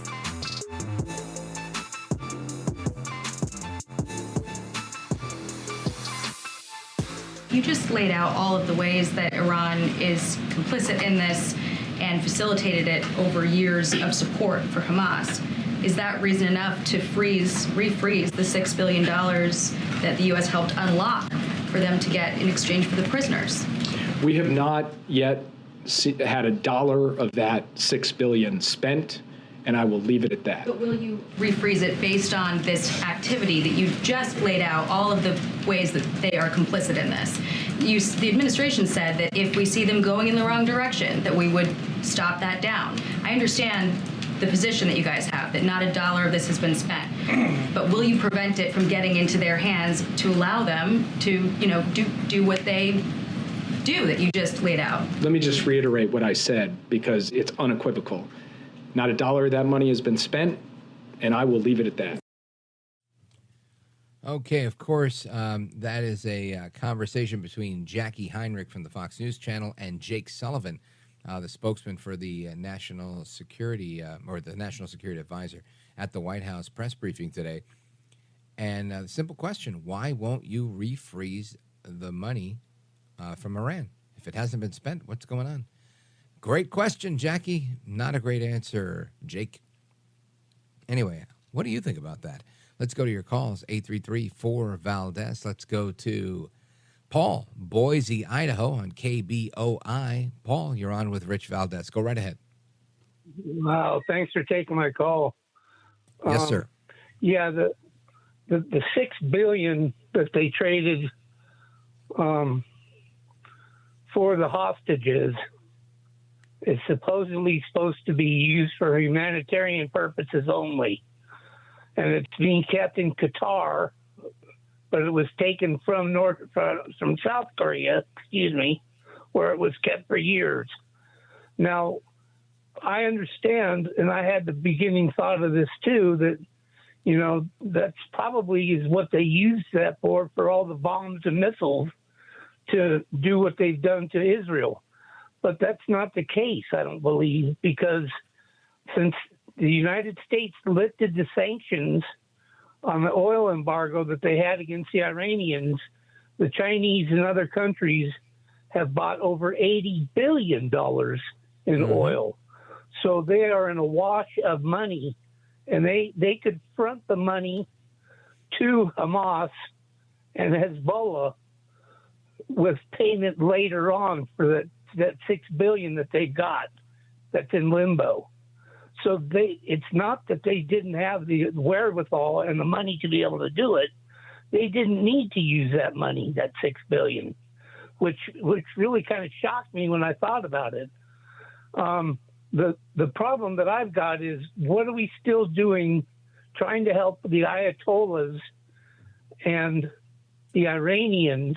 What are we doing trying to help them get an atomic bomb to blow Israel off the planet? I don't get it. Me either. I mean, that's the same question that I have. I think you're spot on. If we know that they have the money, they're enriching uranium at a higher and higher level every time we get more information about it, why on earth are we going to do that? And of course, they tried to couch it in the rhetoric of, this is what we're doing. We're giving them back money on their sanctions in order to facilitate a prisoner exchange for 5 for 4 hostages. Super great. It sounded terrific to some people. I thought it was crazy. And here we are now with 20 hostages, 14 dead Americans, over 1,000 dead Israelis, and a war that I don't think we're going to see an end to anytime soon. And the question remains, why would the administration help Iran when A, Israel is our ally, and B, it makes no sense to give the bad guys money, in my opinion. So I think you're spot on, Paul. What do you think the reason is? It goes back to Obama. He's trying to level the playing field for every country on the planet, and that ain't going to work with the Iranians. They've been yelling death to America and death to Israel for the last 50 years, ever since we had 59 American hostages in Tehran. Nothing's changed. Nothing changes. I think you're right, and I think we should have learned our lesson back then. And it's unfortunate that we're in the situation we're in now. Paul, thanks for the call. I appreciate it. Boise, Idaho in the building, KBOI. Let us continue. Where do we go from here? Let us go to Louisville, Ohio, WNIR, and check in with Richard. Richard, you're on with Rich Valdez. Go right ahead. Hi, Rich. How's it going? There's so many problems at this point in time. You almost don't know which one to work on. The first thing that says, America needs some leadership. I don't think we have leadership now, if he's a Boy Scout. And all the agents that we're going to hire to crack down on American people to find out they're cheating a little bit here and a little bit there, I think those same men should be hired and given guns and trained to go after the people that have smuggled into the United States, find out where they're at, find out as much about them as you can so they just can't crop up somewhere and create problems, more disturbances, kill Americans and or whatever. We got more problems than we got pills. Yeah, I think you're right on that front as well. I don't know if we should be arming these IRS agents because, again, I've seen them in action and they didn't look that sharp. And we've seen them recently have a very unfortunate incident of friendly fire where they, one shot another one and killed him. Crazy. But I do agree the United States needs to present some leadership, some actual leadership, and kind of take control of the situation, not just send some military aid, which, again, needs to be done, and I'm glad it's happening. But by no means should, Biden think, listen, that's their fight. They're just doing their thing. Let them work it out. No, this is destabilizing the entire region, and it's going to likely destabilize the globe. And, we had a conversation earlier with General Blaine Holt, who said, lamentably, he feels that we are headed towards a global conflict, World War III. And that is a very, very, very unfortunate place to be. And lamentably, we're there now. And I feel like it's a problem of our own doing. Just a little bit, like you said, a little bit of leadership would have gone a very long way here, sadly. Richard, what is your thought on how this ends? How it ends? Yeah. Like I said, it's not going to end quick. It's going to build and get worse and get worse and get worse and get worse. And I'm a Christian, and I was talking to my pastor this evening about it, and he was saying, well, Rich, we won't be here. So I'm thinking, well, that's kind of a cop-out. I mean, and I'm just thinking that I don't know. Yeah, sadly, Richard, we are here, and we're seeing it happen, and it's happening right in front of us. And this General Holt called them the Four Horsemen. I call them the new axis of evil. Either way, we have a problem on our hands, and we're not doing anything to solve that problem. So I appreciate your call, Richard. Louisville, Ohio, WNIR. And we're going to get to the rest of your calls straight ahead. 833-4-VALDEZ, 833-4825-337. Of course, you could always get at me online, at Rich Valdez, on all of the social media. And if you missed any portion of the interviews we had tonight or any other night, go to the website, richvaldezamericaatnight.com, richvaldezamericaatnight.com. You can subscribe to the podcast and listen to any show you want. And don't move a muscle.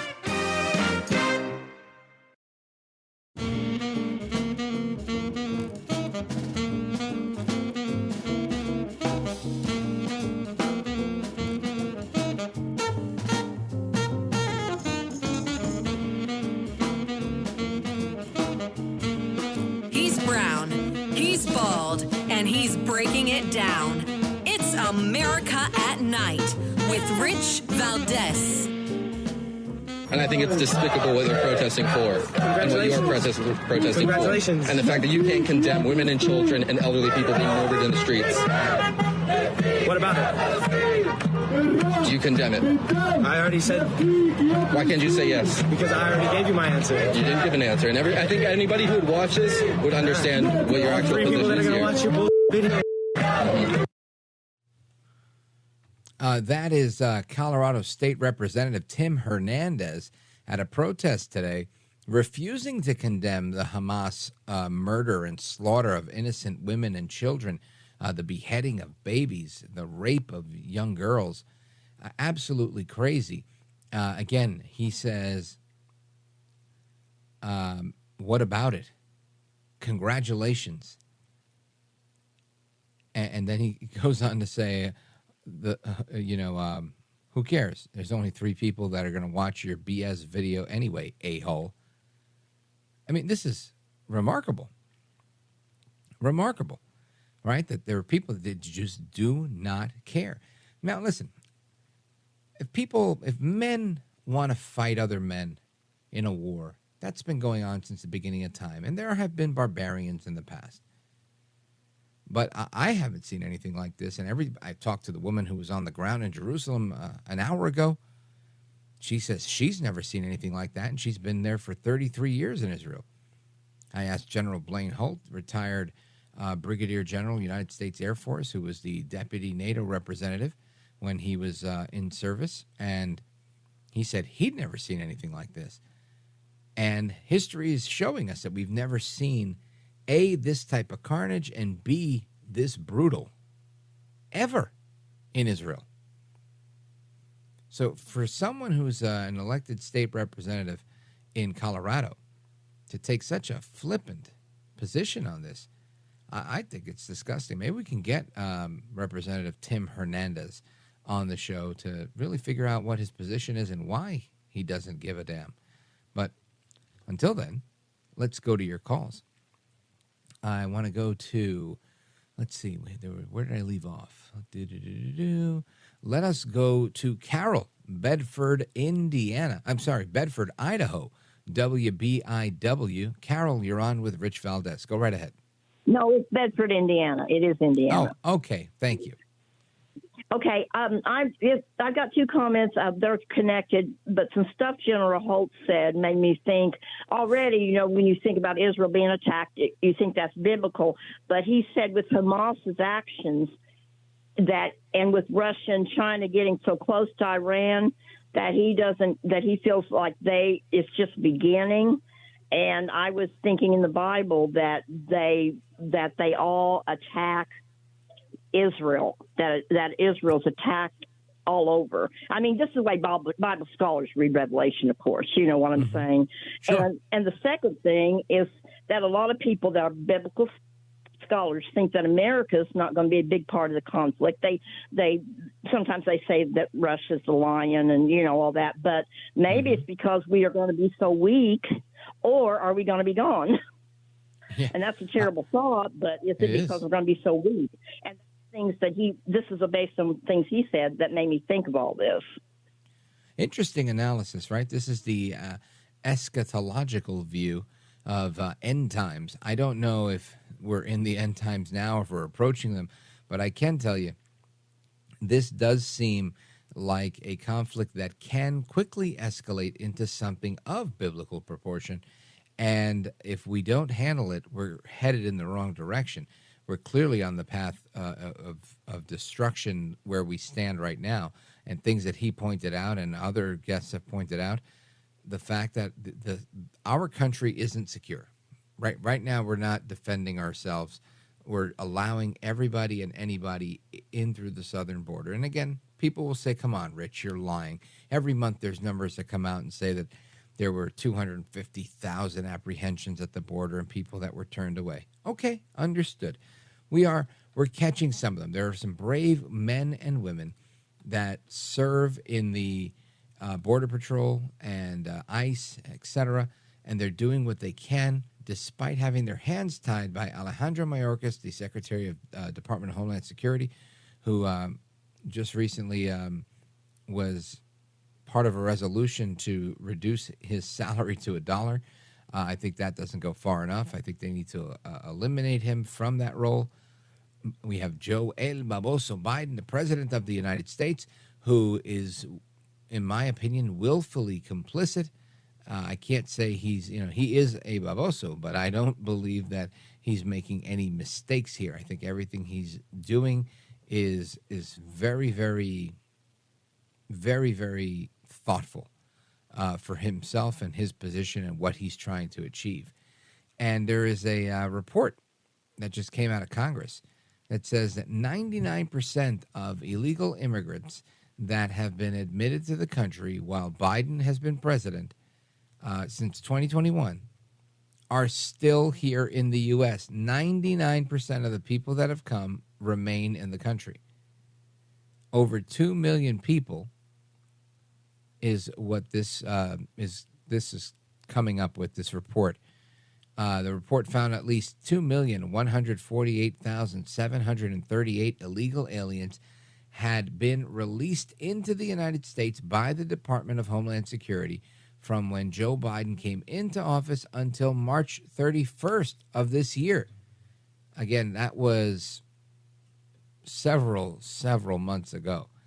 Now, of that number, a small fraction have been actually vetted properly to test their claims of asylum. The rest of them are saying, hey, look, I'm here for asylum. They're like, all right, good, we'll get to you when we can. I mean, it just doesn't work. Here's a quote from this article in the New York Post. A mere 6% of illegal aliens released into the United States were even screened for fear of persecution in their home country. And that's a statement from Committee Chairman Jim Jordan and Subcommittee Chair Tom McClintock. The report finds that only 5,993 illegal immigrants who were tapped for deportation actually got to see an immigration judge and were then subsequently removed from the country. So the system works if you work it. If you don't, it doesn't. And that seems to be where we are, lamentably. Carol, I thank you for the call. I really appreciate it. It's a crazy time in America. It really, really is.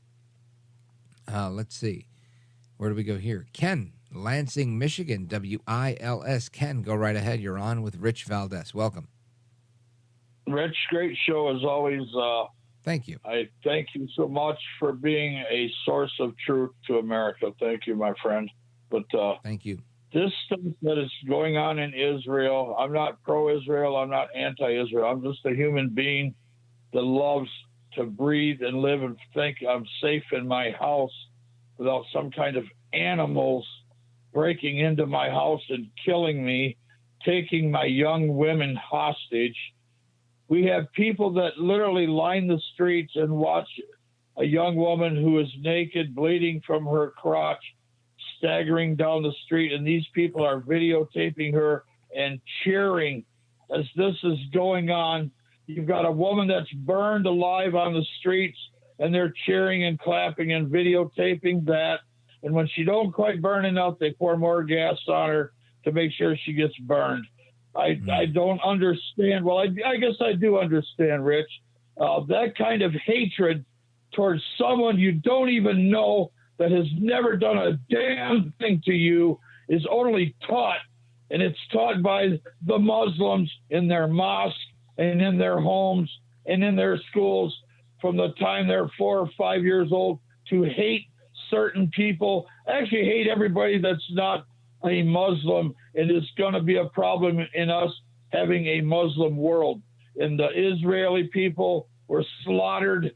I just can't believe how anybody that has any form of a soul could do what they did to them babies. It's just, it makes your stomach sick and makes your stomach turn. And I pray to God that Israel goes in there and cleans this thing up finally. And God forgive me for saying this, and I really sincerely mean that, but I have no problem with who passes away or dies in the Gaza Strip due to Israeli people trying to protect their own country, Rich. You know, Ken, the only thing I can say to that is I don't believe that every Muslim, I don't think it's a tenet of their faith. I know this is an argument I get into a lot where people say, oh, you haven't read about the Sharia law or the taqiyya and this and that. I can tell you I know a number of Muslims, and they don't teach anybody these things. But Islamist terrorists and the radicals that make up Hamas and other radical Islamist groups, they do teach this hatred, and I believe they prostitute their religion in order to get this level of excitement from people to, very similar to other cults or fanatical regimes in history. And yes, they're out there teaching people to hate others, teaching young children to torment other young children.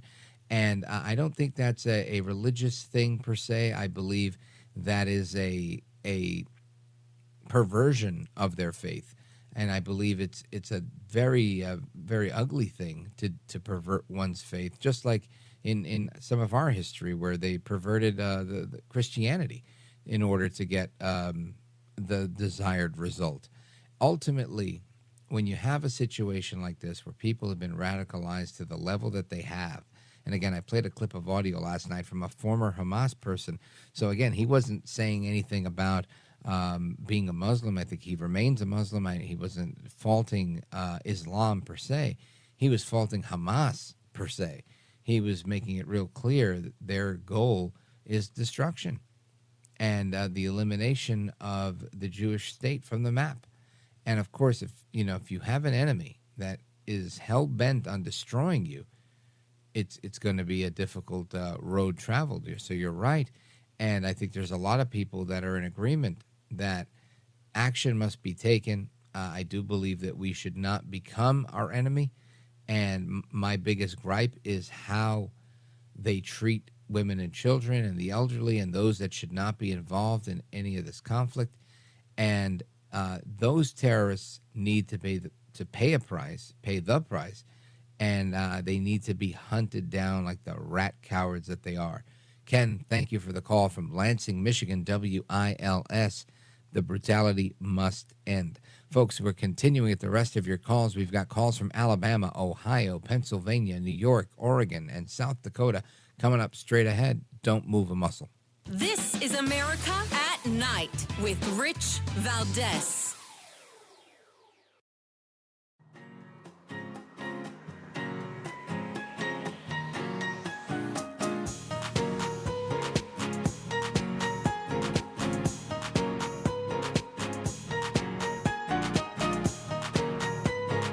This is America at Night with Rich Valdez. All right, to the phones we go. We continue with your thoughts and opinions on everything going on. Let's go to Ethan, Terre Haute, Indiana, WTAY. Ethan, you're on with Rich Valdez. Go right ahead. That's me. How's it going, Rich? Wonderful. Thank you. Just moved to the area, just picking up your programming, but I am a fan. Oh, thank you. I appreciate that. And what's on your mind? How do you weigh in on this? So I have a theory about the $6 billion in unfrozen assets that Iran may or may not only have access to through humanitarian means. When the U.S. official said, and only said, that they haven't spent a dollar of it, my mind immediately went to they leveraged it for a loan. Right. And right. from the U.S. is giving you $6 billion, you know you're going to get it. You know you're going to get it. It's verified in an offshore account. I can't remember which country it's sitting in. Doesn't really matter. And I can think of a dozen pissed off Russian oligarchs that really needs the world's eye turned elsewhere. Yeah. Excellent point. $5 billion loan at 10% interest. It's a win-win for them. And this doesn't take into account the fact that they have all this money, this windfall that they made because the Biden administration turned a blind eye on letting them make all this money on fuel. They sold a lot of fuel. And again, people hear me say that and they'll say, well, you know what? You're wrong. You know, I mean, who are you to say that this country can't make money? I'll tell you who I am. I'm the guy that, you know what I do when I make money? I can tell you what I don't do. I don't go killing Jews. I don't go killing women. I don't go raping babies, beheading babies, or doing any other of that nonsense that's going on. And when you know that people are doing that, funding that through this arm that they have called Hamas, then yeah, you bet your last dollar that we're not going to let you rock with all that money. You're nuts. You're nuts. And if there's anything we can do, economic sanctions, that's the bottom of the totem pole. I think we need to be way more aggressive. And this is the problem. When you see and you smell the weakness, the bully will always be activated to take more action. And that's exactly what Iran is doing. They're enriching uranium, the yellow cake, to get it to where it needs to be to have a nuclear bomb. They're working with all the worst actors in the world, North Korea, China, Russia. None of them are our friends. Not a good situation for the United States to be in, and even a worse situation when you have a commander-in-chief like Joe El Baboso Biden. So, Ethan, I think you're right. Whether they leveraged it for a loan or they already had a bunch of money, absolutely bad situation for everybody in Israel and ultimately everybody around the globe. Going to get to as many calls as I can in the next segment. It's the speed round. Don't move a muscle. This is America at Night with Rich Valdez.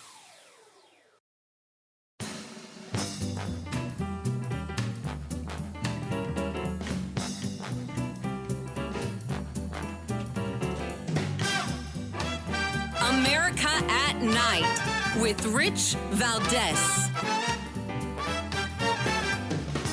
All right, here we go. Let's go to Andrew, Clinton, Illinois, WHOW. Andrew, quickly, go right ahead.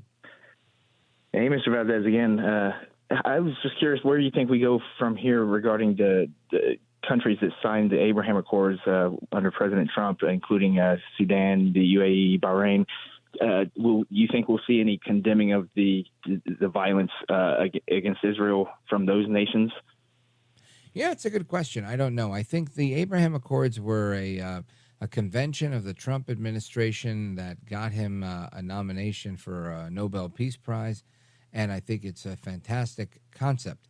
However, Biden has, kind of hollowed out just about everything that the Trump administration did. So I think it would require somebody to actually say, okay, we have this on the table. let's make sure we work it and nurture it and make sure it survives. But instead, Biden comes in and says Saudi Arabia is a pariah state. Biden does all sorts of crazy things that prevent these relationships from flourishing. And literally, I mean, Trump left office with peace in the Middle East for the most part, with multiple partners we'd never seen before, Arab nations agreeing to be in part of the Abraham Accords with Israel. And now we have an all-out war there, not to mention a very unsecured southern border. So it doesn't seem like we're headed in the right direction on that front. I don't know where we go, and I'd love to see it happen. But right now, I think the Abraham Accords are sort of dead in the water. They're just the paper that they're printed on, because you don't have that involvement coming from the Biden administration. You don't have that energy coming out of them either, lamentably. Let's see. Where do we go?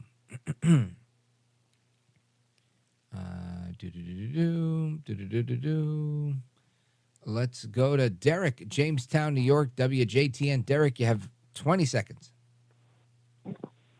Hey, brother, how you doing? Thank you, brother. I'm doing well. Go for it. Cool. The dimension called time, the element of time, how it affected humanity since the beginning of time, faced with the pending issues that humanities face. What you say? Well, I mean, if we're going to get into the time-space continuum, I mean, it's a kind of an off kind of question in this context. But yeah, time does affect absolutely everything, and I think we're seeing people change over time. But I think it's more of a cultural change that we're seeing with the respect of secularization, and we no longer have the same values, and we're getting to a place where values don't matter, and we're getting there quick. Derek, thanks for the call. Big shout out to Rob in Mitchell, South Dakota, Sandra, Michael. Hasta la próxima. Take care. Good night, and God bless.